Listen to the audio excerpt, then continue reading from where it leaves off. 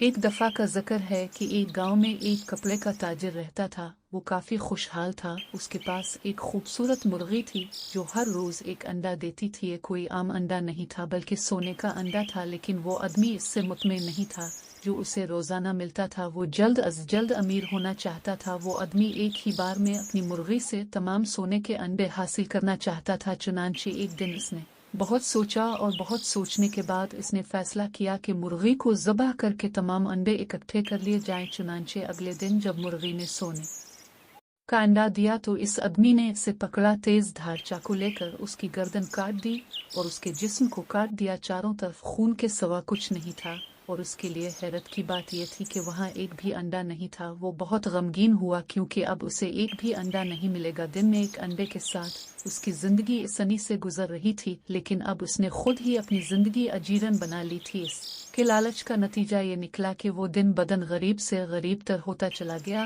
اور آخرکار فقیر بن گیا۔ وہ کتنا بے وقوف تھا! اخلاقی سبب لالچ بہت بری بلا ہے جو ملتا ہے اس پر مطمئن رہنا چاہیے۔ Thanks for watching, subscribe.